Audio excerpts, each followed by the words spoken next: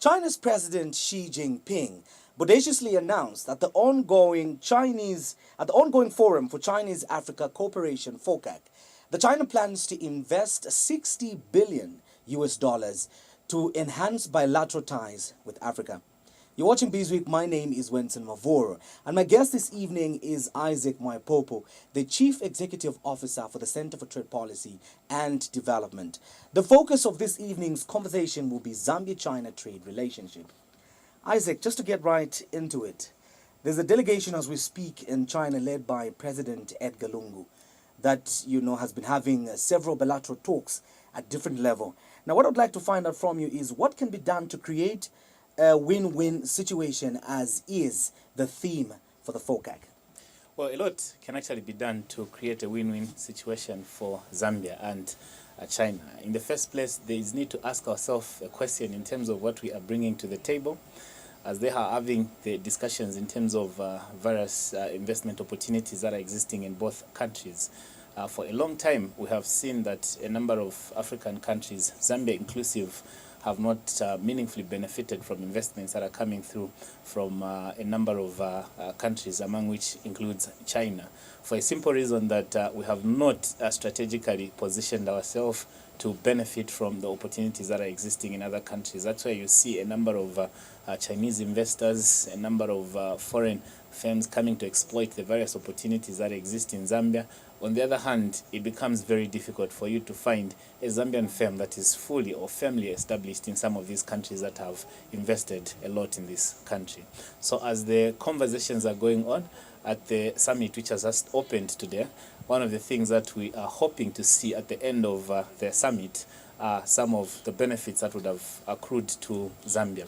Like you have rightly indicated, already it is being mentioned that China has got about close to 60 billion that is up for grabs. So the big question is, what have you put in place, or what are some of the strategies that you have to ensure that you meaningfully benefit from such investments? Secondly, in terms of benefiting from such investments, where exactly do you want to invest those resources? Are you going to just target resources that can be accumulated in terms of loans that you need to pay back, or are there certain strategic relations that you can strike within such an arrangement so that you can bring investors that can help to add value to the various commodities that we have, so that Zambia can stop exporting raw materials?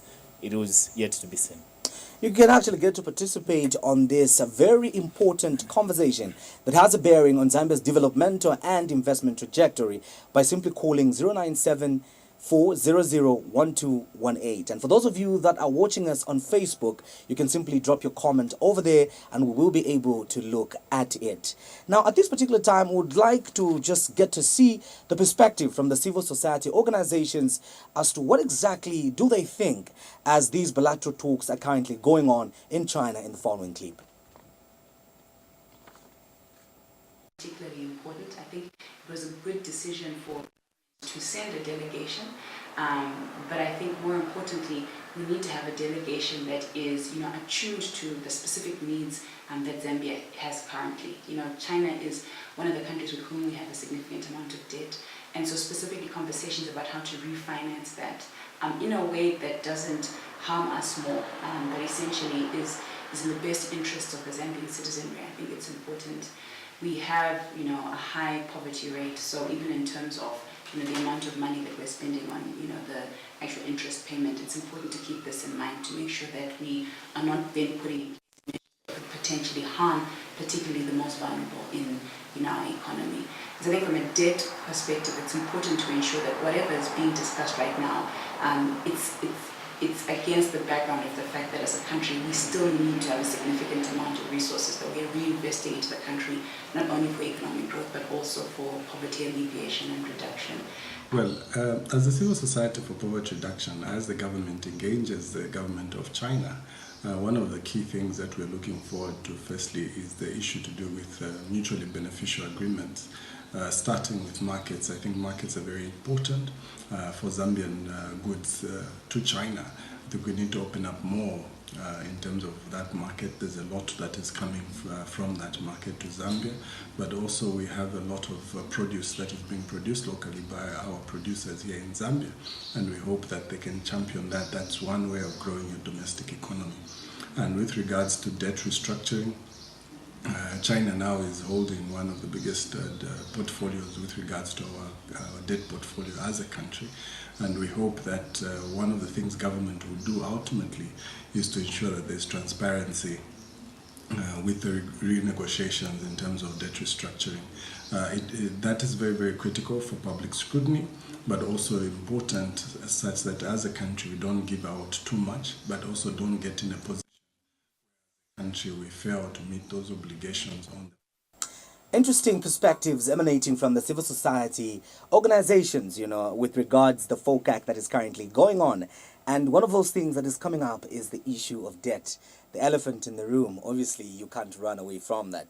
Your thoughts as Zambia endeavors to, establish all these bilateral ties and possibly, we are aware that actually Zambia has also sent a delegation that will be doing the debt restructuring. Yeah. Your comment on that? Indeed, Winston.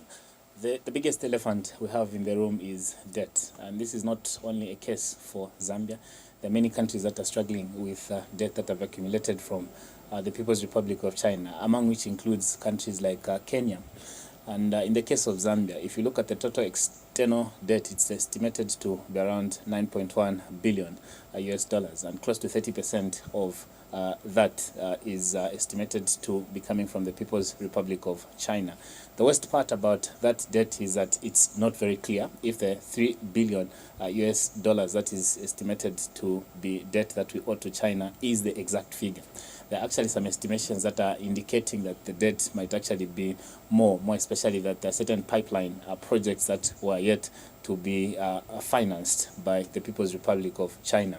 And one of the concerns that we have from the civil society is that as they engage in the various negotiations or in the various conversations around attracting foreign direct investments into our country, it is just our sincere hope that we won't be accumulating more debt so that we continue piling up talking on about debt accumulation, or we know that there's a 60 million US dollars that has just been contracted for the reconstruction of Mulungushi Conference International Center. 30 million of that is a grant, and 30 million is not. Your thoughts on that? Are we living up to the fiscal discipline that we've heard government commit itself to? And that's actually one of the biggest issues that has been raised, not only by the civil society, but even key institutions like the International Monetary Fund, indicating that if we're to get back to a path where we begin to see meaningful growth and we begin to arrest this situation, one of the things that we need to do is to implement or ensure that we are disciplined in terms of the debt that we're accumulating. Because if you look at the current expenditure, it's clearly giving a picture that we're spending much more in terms of servicing this debt. Not only that, there is also a reduction that is now going towards the provision of social services. So should we be getting to this path, it goes to confirm some of the fears that have been raised by institutions like the World Bank, institutions like the International Monetary Fund, that Zambia actually is at high risk of getting into debt distress. And one of the things that we might need to do is to avoid to getting towards that path, because the help that we received during that HIPIC time when we were highly indebted and were begging for the people that we owed monies to forgive us might not come through in this setup, where a number of government institutions are emphasizing the need for governments to actually budget and operate within the means that they can afford. So as Zambian delegation is out in China, it is good that they should engage in a number of conversations and trying to look for opportunities that can be exploited, but contracting more debt is a route that we should actually avoid at all costs. There's been a conversation, which is actually even dominating, media as we speak, at the ongoing FOCAC of, the issue of capital versus, economic slavery. Yeah. Okay, and we know that China is actually offering capital, of which Africa is in dire, desperate need of at the moment, and it is coming with somewhat relaxed conditions compared to the IMF and these other alternative financing which are there. Now, the question is, truly, is this capital from China? Is the goal of this capital from China economic slavery? Well, when you look at the strategy for China, one of the things that you actually need to interrogate further as an African country is that when you look at China, they actually even have a strategy in terms of how they're engaging Africa, what they expect out of Africa. The challenge that we have as African countries is that we actually do not even have a well-documented strategy in terms of how we engage with a country like China. So it makes it very difficult in terms of us ensuring that we get... Isaac, we have Mr. Mondila from Chongwe who's on the line currently. You're through to Bizweek, Mr. Mondila. You're through to Bizweek, Mr. Mondila. Yes, this is Mandela. Good evening. How are you? Very much okay, Mr. Mondila. Please kindly give us your contribution. Yeah, it's not a contribution necessarily. Just want to greet my former head boy. Greetings, Mr. Mandela. Okay, thank you very much over there. Hello? Okay, Mr. Mandela, thank you very much. Greeting well received.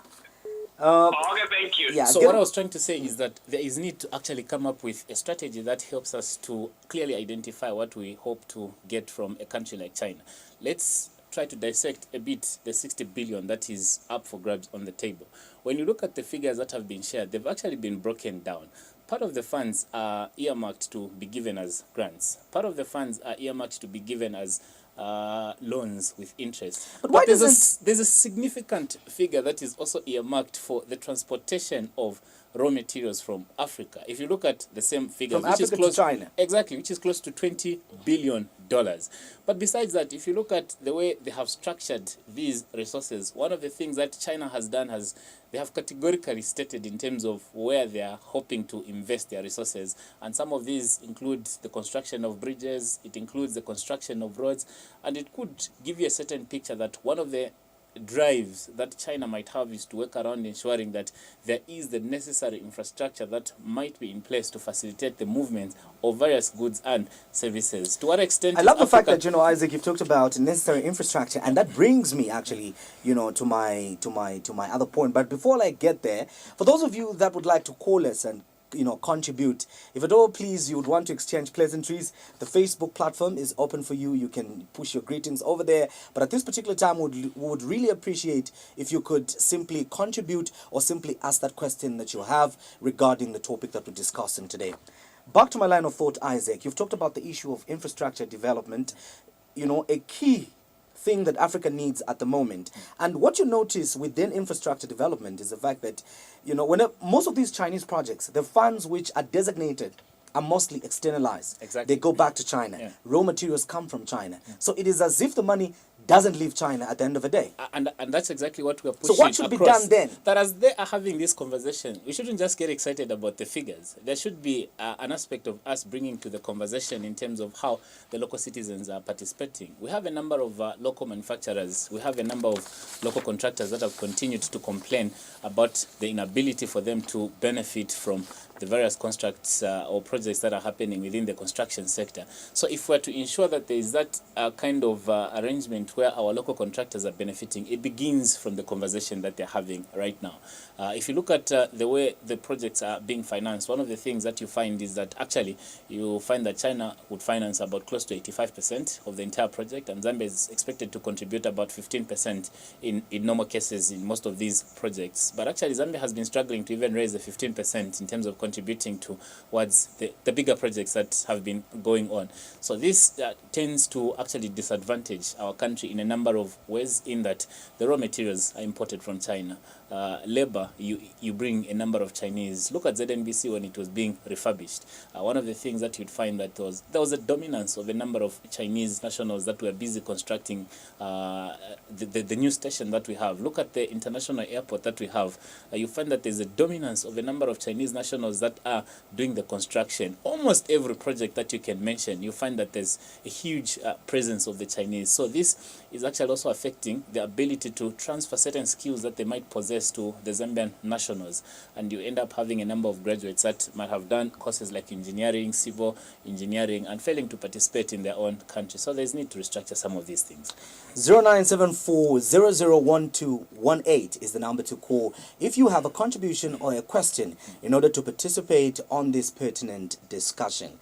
Now, one thing that again rings a bell in my mind is the fact that China has a strategy as this FOCAC is going on. But the African president, according to you, do not seem to have a well-coordinated strategy that should ensure that there is actually a shared future, as is the purpose of this particular summit. So do you think then that Zambia in particular, or maybe any other African country, do we stand a chance to ensure that there is actually balanced mutual benefit as we continue trading with China? It's very difficult. It's very difficult because everyone that leaves their country, they're living with a particular agenda. And that particular agenda is to ensure that they get a good bite of the cake that will be available for sharing. In this case, we might be talking about the 60 billion that has been mentioned. But to what extent have we ensured that before the meeting we meet as African countries to consolidate our thinking and come up with a consolidated plan to say in our approach in engaging a country like China, this is what we'll front? Bearing in mind that some of these projects that have been going on in a number of countries, they might look mega and they might look very attractive in the eyes of the citizens, but the repercussions or the consequences in terms of having some of these projects might be so dire. And there are actually big fears from a number of countries that... Mr. Kampamba from within Lusaka is actually on the line. You're through, Mr. Kampamba. Hello? You're through to Bizwick, Mr. Kampamba. What is your question or contribution? Yeah, my question is that, Go ahead. my question is that, is this not economic favor which China is doing right now? Okay, Mr. Kampamba, thank you very much. Is it not economic? Another concern over there is this some sort of economic terrorism, if there is such, that China is practicing, you know, in all its, you know, endeavors to invest and partner with Africa on trade and development? Well, China is a country that clearly understands what it wants. If you look at its engagement with the European countries, if you look at its engagement with the African countries, it clearly stipulates in terms of what it wants. And some of the things that it is following after are resources such some of these countries possess. In the case of the African countries, or even in the case of Zambia, it's not very clear in terms of what we expect from a country like China. So should it be that there are resources that have been put on the table, there is also need to ensure that whatever we get should be something that is also aligned with our national priorities. There are certain loans that are acquired by a number of African countries that are not properly aligned to the national priorities. And if you look at some of those, they're the ones that actually cause a serious drag, and they're actually the ones that cause a serious deviation from set plans for development. So as these conversations are going on, there is need to actually clearly stipulate what we expect, for fears that should countries fail to pay back some of the debts that they're accumulating, China might actually repossess some of the infrastructure projects that countries might be bragging about. Critical observation right there, Isaac. But due to the interest of time, we have to close the program. And you've been watching Bizwick with me, Winston Mavoro.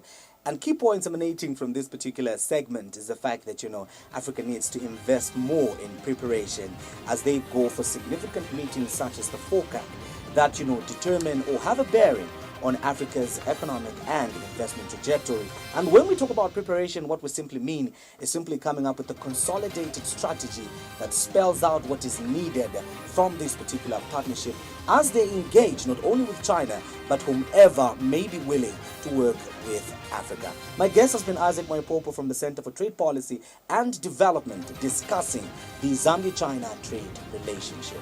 Have a lovely night.